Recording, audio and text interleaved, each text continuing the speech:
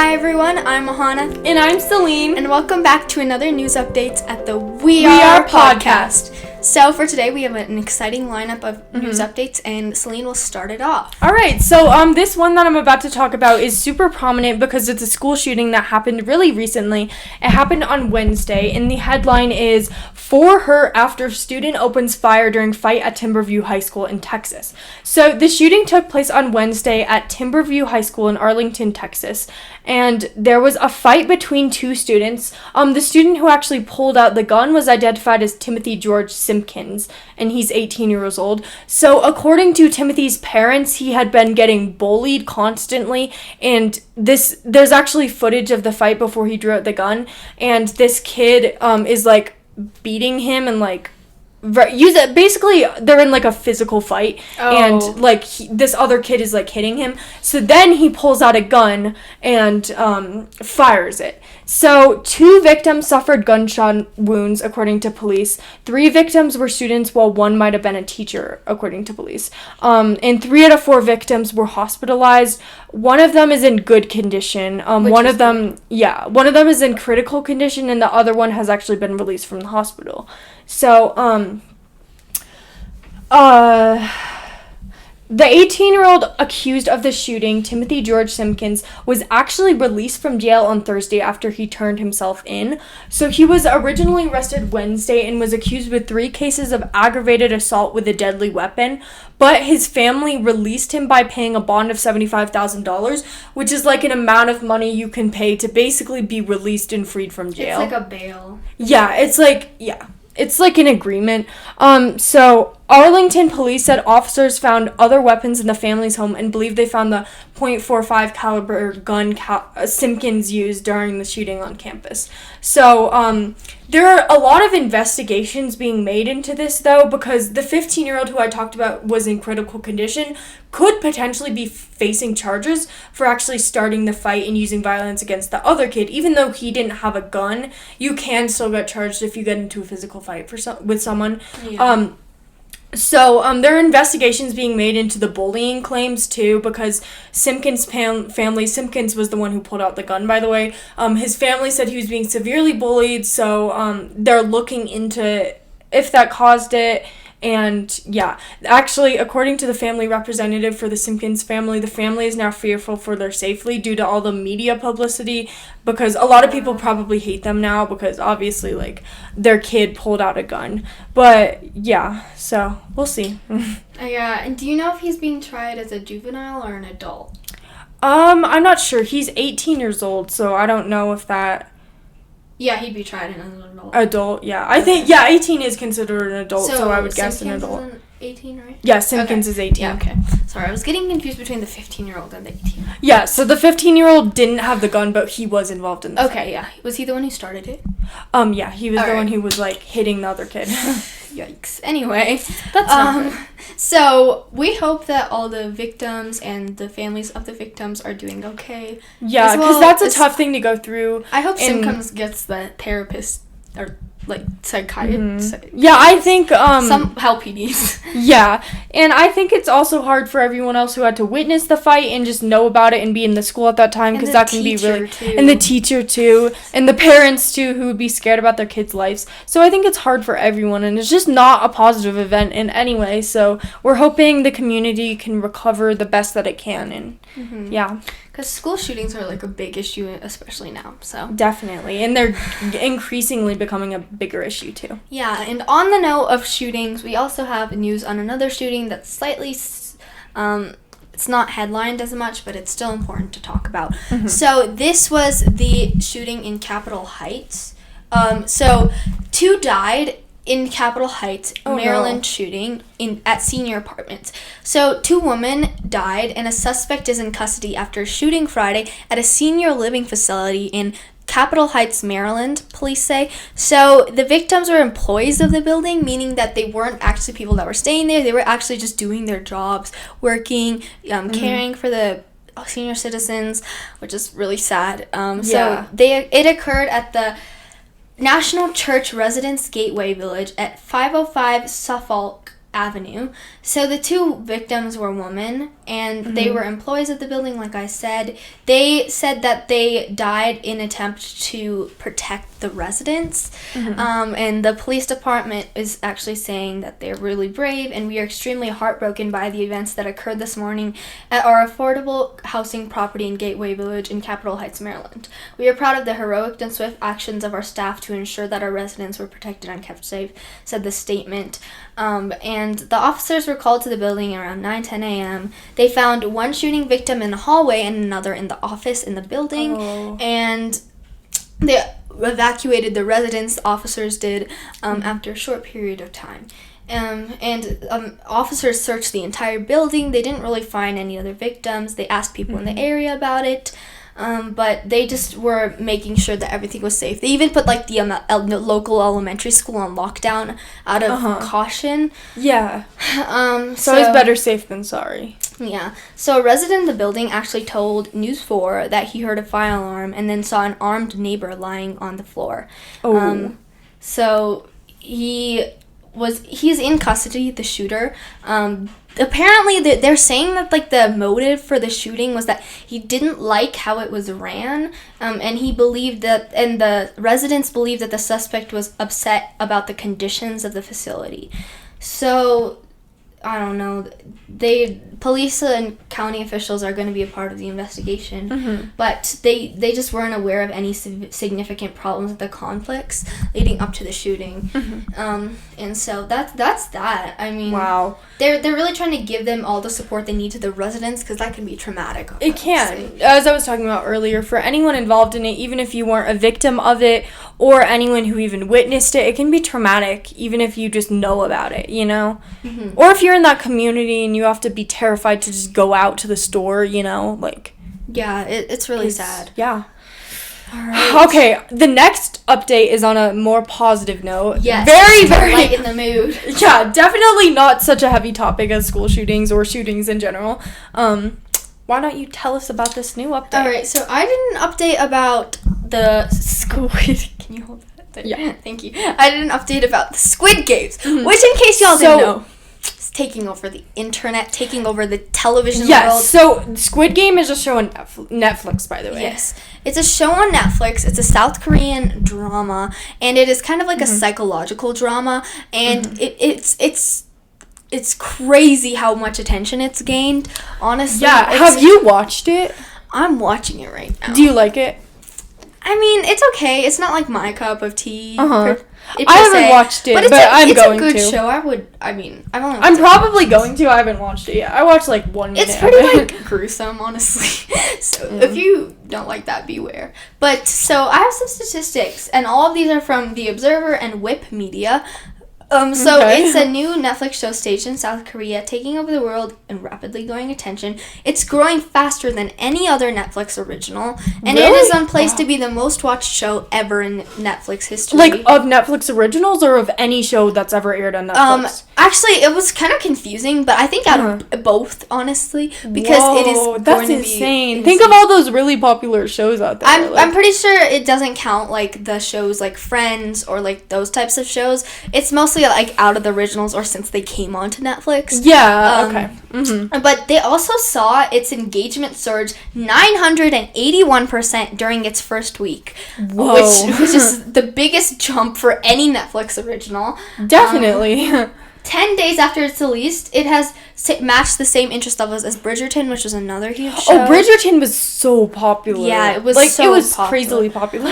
Also, Lupin, Queen's Gambit, etc. Oh, I've watched both of those. They were really good, by the way. Yeah, and according to Fix Patrol, the series has ranked among the Netflix's top U.S. shows for 18 consecutive days and has been the #1 hit in over 90 countries. That's kind of insane to me, especially because it's a Netflix original. Yeah, like, it's insane. Netflix originals are actually surprisingly really good. I know a lot of them are really good. Like Virgin River. I don't like that. But Outer Banks. That's an original? Yeah, it is. Oh, wow. That one's really good, too. I didn't realize that. Yeah, that's really good. That's insane. Yeah, it's insane. But actually, it was this shooting, there's a lot of interesting facts about it. But basically, the story is based off this group of poor people that were kind of like, they're desperate for money. So they signed up to this thing where you just play games and play innocent child games and you can win money. But the catch is... Let me guess, it turns violent or something happens. It kind of reminded me of the Hunger Games, to be really? honest. Interesting. It's very different, but I get the same vibes. And it's funny. A really, like, psychological spin on children's games. Oh, is like it scary? Light. Or is it, I guess. It's more psychological than scary. Yeah. I feel like psychological is worse for me than scary. And so the director, who's also the writer, lost 6 teeth due to stress during production. Oh my god! You can lose teeth to stress? Apparently. I was really confused too, but I guess you can. And also, he was trying to make this show a thing for 10 years until it finally got adapted. It's kind of like, you know how Harry Potter was rejected like 13 times by publishers? And then now it's like one of the most popular books on this earth.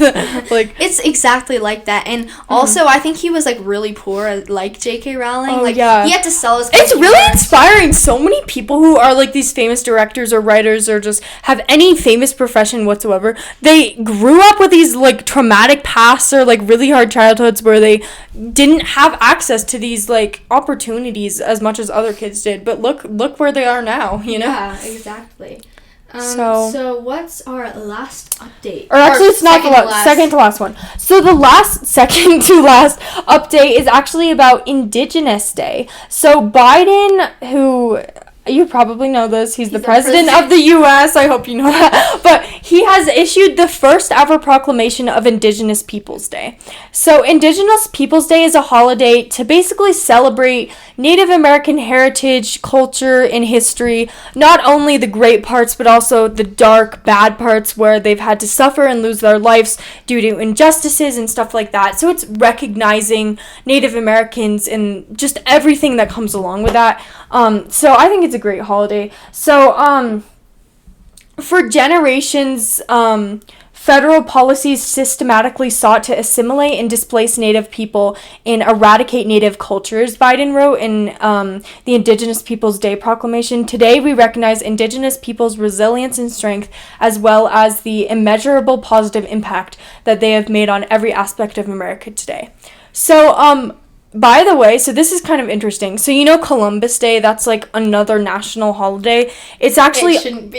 It shouldn't be. It's on the same day as Indigenous Peoples Day, and Indigenous Peoples Day has kind of become a replacement for some people over Columbus Day. That's interesting. They're both on October 11th. But yeah. Honestly... Columbus, if you didn't know, he was Oh, yeah, I'm actually gonna get into that. Ooh, he was a bad man. Christopher Columbus enslaved many Native American people and treated them with violence. Sorry, my phone's ringing. And brutality. He forced Native Americans to work for profits and sold thousands of Native Americans, and also forced some to work in gold mines and plantations. So he used some as slaves, sold some, many of them died. So it's just, he was not a good person. And I think we learn about him in school, and he's like this heroic figure who discovered the Americas, and he's so amazing. He didn't even discover them. He didn't discover them first, number one. Number two, he's really a bad person, and I think something we need to learn about school is all sides of something, not just... Like, I feel like we need to learn character of the person, too. Not just, like... That's, like, the reason why we made this podcast, because they hide a lot of aspects to so many things. Exactly, and that's one of them. So, as I said, Indigenous Peoples Day became sort of a replacement for this, and actually, Jen Psaki, who's a White House press secretary, was asked if Biden would seek ending Columbus Day as a holiday, and she said, quote, "I don't have any predictions at this point." But I honestly could see that happening in the future. I mean, it does. I really, really hope it does, because I think Indigenous Peoples Day is such a better thing to celebrate than Columbus Day. I mean... It's just, you know. And also, like, we didn't even get into the depths of what Columbus did. So if you want to check that out, like, Google it, and we'll make an episode. Definitely. Eventually. There are a ton of history sites about it. Like, I was looking this up because I wanted to give specifics, and there was, like, a list of, like, 9 reasons why he was not a good person. Like, there were so many lists you can find. We should make an episode about, like, the worst famous people in history. Oh, yeah. Or we could talk about, like, things that are covered up in schools or something like that. Yeah. Or, like, lies you were told. We'll do that. Lies you were told from a young age or something. But this is interesting because it's a very stark contrast to the former President Trump, who said, quote, "Sadly, in recent years, radical activists have sought to undermine Christopher Columbus's legacy. These extremists seek to replace discussion of his vast contributions with talk of failings, his discoveries with atrocities, and his achievements with transgressions." So as you can see, there's a very different, there's a different focus and a different perspective on things from, the two different... I mean, I'm not saying anything about And I'm not expressing my opinion in any way. I'm just trying to state the facts. This is just... I mean, Columbus did enslave people. Mm-hmm. He did. Yeah. He was sexist, racist. And this is... fact. And one of the things we try to focus on with the podcast is more of, giving you everything factually. So if something did happen factually, it's just proven, So it's not even necessarily me expressing my opinion. It's more just, this is the facts. The truth, yeah. Right, so our last update is about Mr. Brian Laundrie. Nasty Give fiance. us some updates on Brian Laundrie, please. So, Brian Laundrie. Let's talk about this for a little bit. So, Brian Laundrie was a fiance to Miss Gabby Petito. Gabby Petito is murdered. Okay, the way you said that. Gabby Petito is murdered. Okay, it's not funny. I'm sorry. I'm terrible. I'm so sorry. But anyway, what happened was they are engaged. They were boyfriend and girlfriend, or fiance and fiance. But they were going on a trip across the country visiting several national parks. Basically just exploring what they thought was the great outdoors. Because they were outdoorsy people. And they were actually caught in several disputes along the way. Someone actually even called the police on one of their disputes. That's pretty serious. Yeah, that was a major piece of evidence. But eventually, Gabby went missing, and Brian Laundrie, he returned to his parents' home without her, and after a couple weeks, Gabby was found dead. Her remains in this place in North Carolina, I believe. God. Or actually, it might have been dark. Some Carolina. But she was her remains were found, and the autopsy declared it a homicide. So shortly after that, Brian Laundrie said he was going on a hike, and he's been in hiding for 2 weeks now, I think. Yeah. So that's where we sketchy. are. Police are hunting him down. But the place that he was said to be gone at was this swamp reserve thing. And it is acres and acres of swampy water, which is impossible to find people in. That's tough. So... Wait, what is he doing? Hiding under the swampy water? That's what actually the police were thinking. Serious? They think he's hiding under the water beds so and stuff. gross. If you want to hear more about her story, we talk about her a lot in other... We've talked about her twice or 3 times. And we've talked about all the evidence and what led up to it, but I'm not going to go too in depth. But basically, in the midst of this case, the search conditions in that area are actually becoming better, which is great. So Steve Bertiono, I think he's Italian. That sounds sure. Italian. But I hope he's Italian. I like Italian people. Anyway, Steve Bertiono, he said, quote, "It seems that the water in the preserve is receding and certain areas are more accessible to search. The entire Laundrie family is grateful for the hard work of the dedicated members of law enforcement and have been searching the preserve for Brian over the last few weeks. So they're hoping he'll be located." Josh Taylor, which is a police spokesperson, told CNN that the search has been prompted entirely by information from Laundrie's parents. So his father, which was an active member in the search, actually visited the reserve, the 24,565 acre wilderness area near Laundrie's family home, and they been showing them the paths that he normally hikes on. They've just been helping out in every possible way. And they actually, in recent days, investigators have uncovered new details about his earlier movements. They actually confirmed that a notice was placed on a Ford Mustang belonging to the Laundrie family outside of the Myakkahatchee Creek Environmental Park on September 14th. So that's kind of helpful. So Bertiono, which is the family's attorney, told CNN that we believe the day that Ryan left to the hike was Monday, September 13th, which was previously believed the 14th, but now they think it's the 13th. And so when they found the vehicle, they were called and they got the vehicle on September 15th.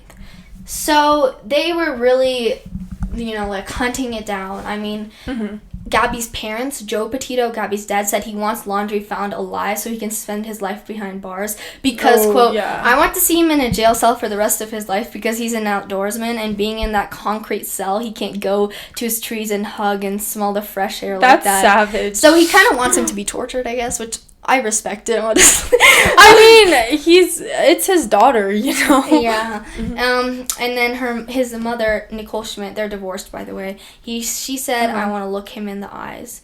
And it's a sad story, and I hope they find Brian soon, because he's acting very suspicious. Okay, just the fact that you go in hiding, I know. That's a little odd. Just saying, that's a little weird. Suspect. Like, you don't just go in hiding for no reason. Especially unless you have something to hide. Murdered. And wouldn't you be grieving? Yeah.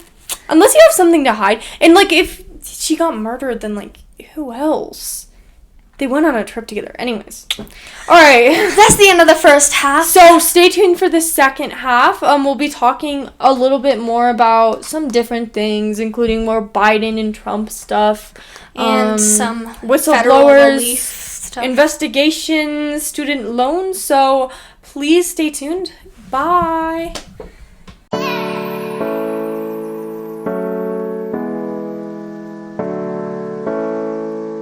Hi everyone, we're back from the break. Hello, welcome back to not another episode, but another half of another episode.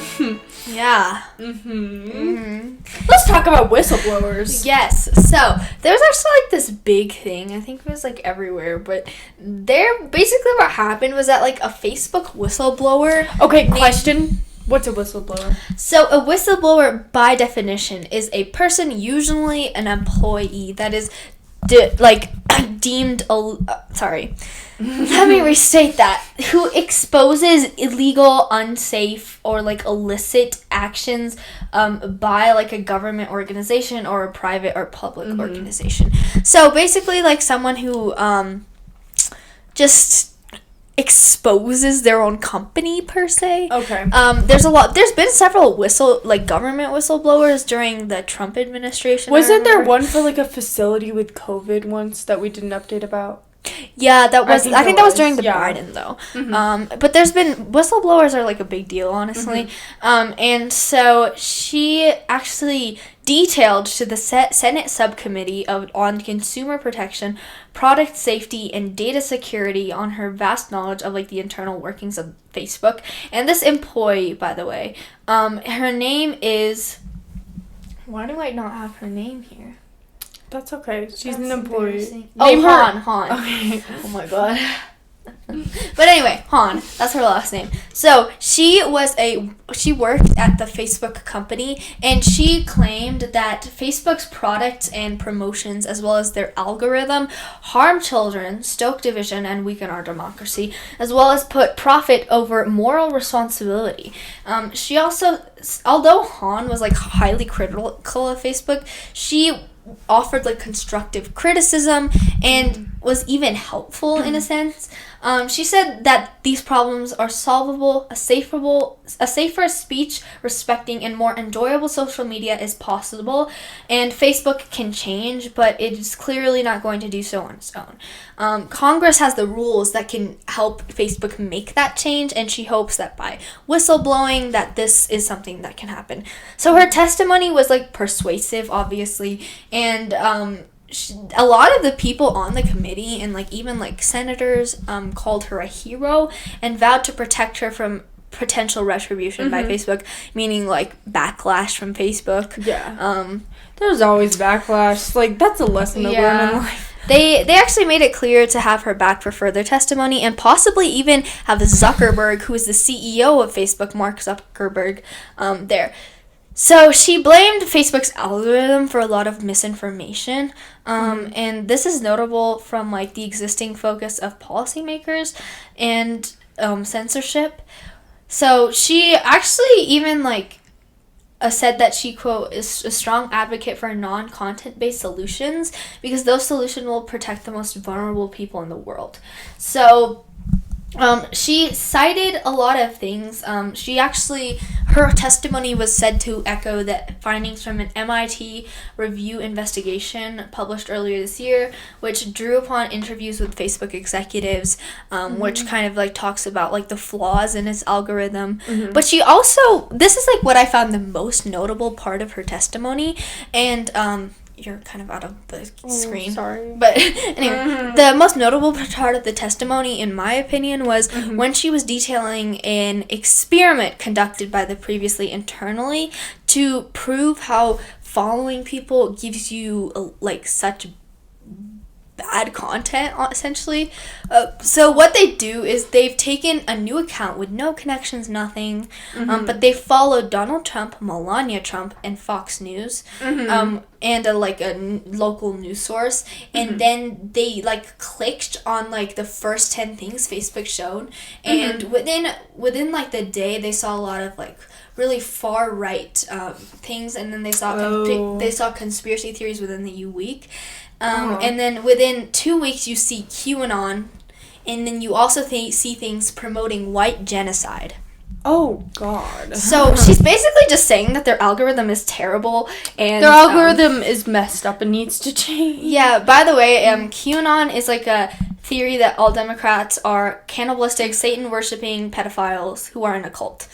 Yeah, so we actually talked about someone who was like a supporter of QAnon, like, murdered their children. We had an episode about that. So, and, like, this dude, like, murdered a woman. Yeah, anyway. So... And genocide is the deliberate killing of a large number of people for a particular reason. Yeah. And specifically with, like, ethnic groups or So, for example, like, the Holocaust would be an example of, like, mass genocide. Yeah. So, Facebook didn't really respond very much to the situation or, like, in a great detail. But a spokesperson, Andy Stone, said on Twitter, just pointing out the fact that at Frances Hahn, who was, like, the person who was giving the testimony, the whistleblower, did not work on child safety or Instagram or research these issues and has no direct knowledge of the topic. She's uneducated, basically. Essentially, that's what he was saying. And she doesn't have enough involvement to say the things that she's saying. But that's kind of where that's at. A lot of people are praising her. Some people are giving her backlash. We'll just see how it goes. We'll see. Yeah. So, all right. Are we ready for the next one? We are. Okay, so the next episode... We are. I'm tired today, sorry. The next, update is that a Texas man is sentenced to 15 months in prison for posting COVID hoax on social media. So on April 5th of 2020, Christopher Charles Perez posted a message on Facebook saying, quote, "My homeboy's cousin has COVID-19 and has licked everything for the past 2 days because we paid him to. You've been warned," in all caps.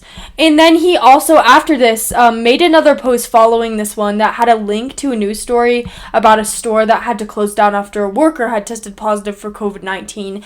And he said in this post along with a link, quote, "Lol, I did try to warn y'all." So basically he's like posting these false stuff about how he hired someone who has COVID to go around licking everything at a grocery store, which is so nasty. No, what? That's disgusting. That's not even funny. And it's not even, yeah. And, okay, when asked, like, why he did this, he said he wanted to scare people out of going into public so they would stop spreading the virus. But, like, you need to get food. This is a grocery store. Like, and also, isn't he, like, encouraging stupidity? But yeah, I know. He sounds like an idiot. So that's great. Yeah. So anyways, the claim was false, clearly, and the post was taken down after 16 minutes, and someone anonymously submitted a screenshot of the post to a group of law enforcement agencies that investigated possible crime and terrorist activity. So Perez was found guilty of 2 counts for violating a criminal law that criminalizes fake information and hoaxes related to biological weapons. And his posts were in April 2020, which is a very vulnerable time during COVID, I think, for all of us, because it was when it just begun. So everyone was really scared. So obviously if someone's posting this stuff like, "I hired someone with COVID to lick everything," like, no. Anyways, in the past, in the past, he has actually been found guilty of other things, and he was sentenced to 15 months in federal prison, which was actually the lowest side of the recommendation by the federal court. So the recommendation was 15 to 21 months in prison, and he's facing 15 months in prison. Okay. So he for trying to frighten people with threats of, quote, spreading dangerous diseases. So and some people argue that it's like freedom of speech, but that is a threat. But we actually talked about this in journalism, how like it's only to a certain extent that you have freedom of speech. Yeah. If you violate certain things, like if you're encouraging violence, or if you're like inciting riots or something, or if it's copyright, obviously, then it's no longer even considered free speech. And also threats are like threats. Yeah, and this definitely could be considered a threat. There are exceptions to free speech. For the majority of the time, we do have free speech, but you can only go so far with that. Yeah. There has to be a line that could be drawn.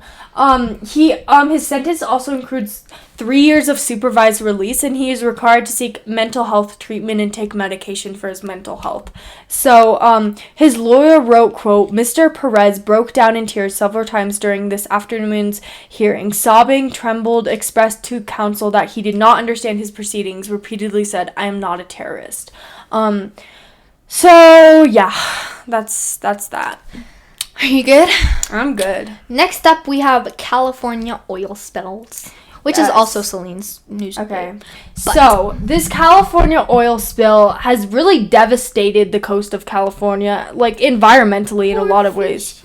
I know, and birds, actually. And birds. It has affected a lot of birds. And So, I'm going to turtles. first talk about like the environmental Save impacts. the turtle. Save the turtles, guys. I'm going to first talk about the environmental impacts behind the oil spill. So, Oh, this is shaking the phone. sorry. Good. So I actually did Amplify that too, and then I Energy. That's great. Amplify Energy is an oil and natural gas company, and they leaked hundreds of thousands of gallons of oil off California's coast.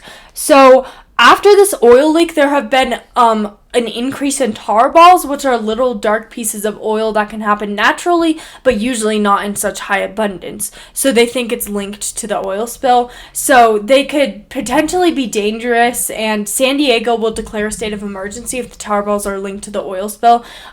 So large groups of people have been organizing and participating in cleanups on stretches of beach where the oil was spilled, and actually crews in the air are identifying locations with spills so they can alert like cleanup teams which locations have the most spills and which locations need the most help. They've collected 13 live birds and 2 dead birds affected by the oil. They have actually found 4 live snowy plover birds, which are endangered species of birds. So, oh wow. Yeah. Do you know how the oil spill happened? Yes. So there are actually some of the investigations I'm going to talk about are going, well, I actually don't know. But I know theories, and okay, let's get into that. Okay.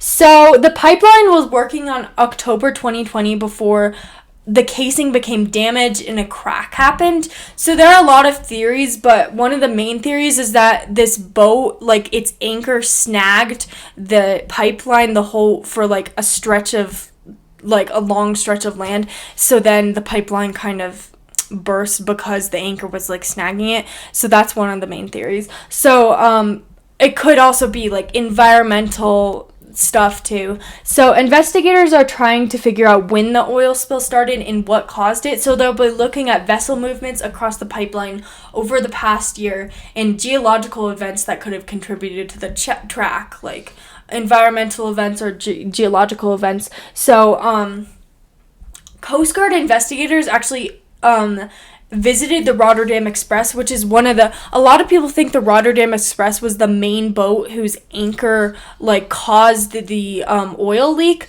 So it's a container ship. So the Coast Guard investigators were trying to determine whether or not the anchor snagged the pipeline. So the Rotterdam Express had appeared to have made unusual movements while close to the spot, so that seemed a little sus, so they were checking that out. There's no, like, real consensus or, like, there's no sure answer about what caused this, but they're looking into it. The shipping company that operates the Rotterdam Express said the ship had nothing to do with the leak, but it has become a main focus in the investigation, that specific vessel. Yeah, they're basically trying to figure out what happened, and actually a class action lawsuit was filed against Amplify Energy, which is the company that owns the oil pipe that it exploded, because on behalf of business owners, they're facing a lot of struggles in saying that Amplify Energy failed to safely maintain the pipeline. So, all right. A lot of investigations going on. Was that your thing? Yeah, that's it for that one. All right. So, second to last update is about Biden, and the Biden administration is making major changes to federal student loans. If you don't know, student loans are basically what college or like law school or med school or like graduate school, like any type of upper school, like university or college, that's what the loans they give out to students so that they don't have to pay all of their tuition immediately, because tuition's expensive. It could be like $40,000 a year on average. Yeah, so instead of paying it right away, you pay it in increments over longer periods of time, basically. Yeah, like when you get a job, you can pay it off. Especially for people whose parents can't afford it. That's great. So the Biden administration outlined major changes to the federal public service loan forgiveness program on Wednesday, and it is providing debt relief to teachers, nurses, firefighters, and others who go to public service jobs, but ones that have been mired by complicated eligibility rules and servicing errors have made it like nearly impossible to benefit from the loans, meaning that it's really hard for them to like get ease from the loans.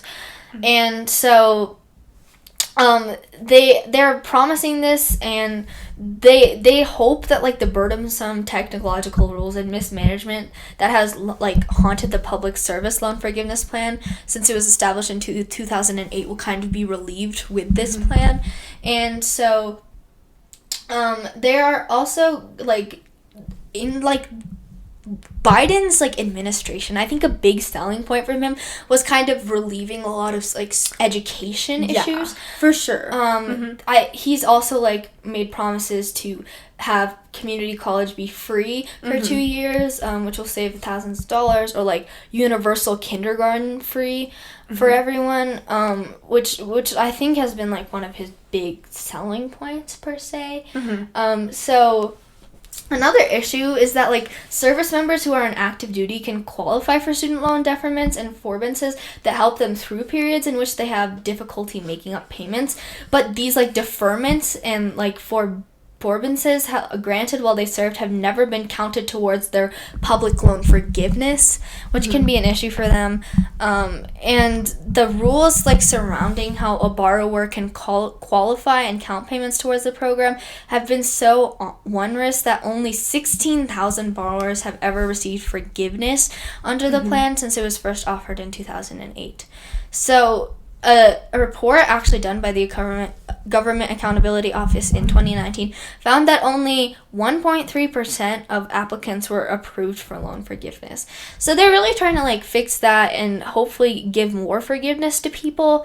And Democratic lawmakers were quick to cheer the announced change to public service loan forgiveness program, and a lot of Democrat senators and Representative Bobby Scott actually said this is the comprehensive and sustainable solution that student borrowers deserve, and it will be a major victory for thousands of nurses, teachers, and first responders and other public service workers.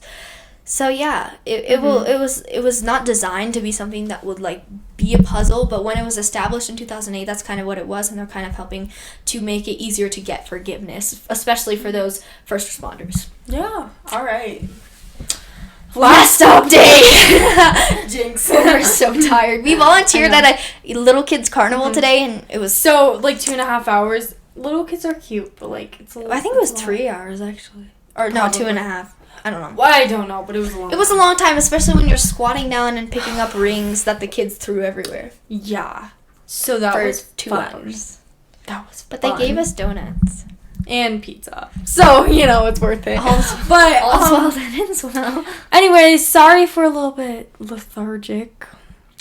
Anyways, okay, so the last update is Biden won't grant Trump executive privilege. So documents have been requested by the Congressional Committee investigating the January 6th. He keeps wobbling the table. Sorry, I keep putting my foot on the table. I'm sorry to the YouTube people, because the chicken. I know, Anchor people don't care, but like YouTube people.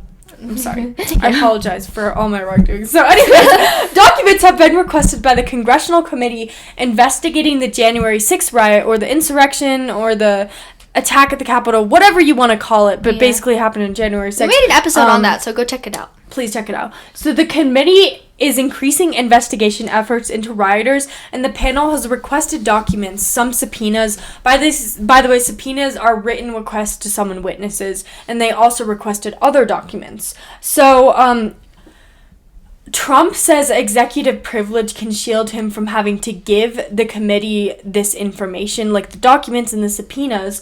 And executive privilege is the power of the president to withhold forms of communication from the courts and legislative branch. So the White House Press Secretary Jen Psaki, or Psaki? I think it's Psaki, said Friday that Biden wouldn't assert executive privilege over the first batch of documents. So basically, he's requesting the documents and he's going to show them to, like, legislative officials. The two requests sent to the National Archives from members of Congress in March and August are sweeping and most notably ask for documents and communications on January 6th related to Trump himself. So Trump really doesn't want those documents and subpoenas to be shown. But Biden is not granting him executive privilege. So, yeah, that's that. So they're going to take his documents even though he doesn't want them to. Basically, yeah.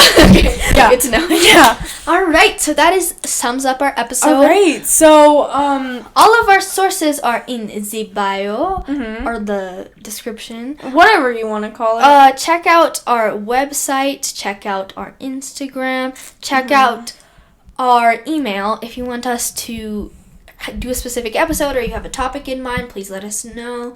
And also let us know any future advice or like anything. Yeah. In my fun news. Oh yeah, fun news. A homecoming queen gave away her crown to comfort a grieving family. I saw that. That's so sweet. So Nyla Covington, who is homecoming queen, gave her crown to another student who lost her mom to cancer.